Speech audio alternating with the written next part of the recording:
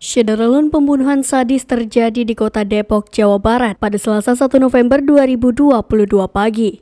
Dalam kejadian tersebut, seorang anak berusia 11 tahun tewas di tangan ayahnya. Sebelumnya, dilaporkan seorang pria berinisial RNA tega melakukan penganiayaan terhadap keluarganya dengan parang.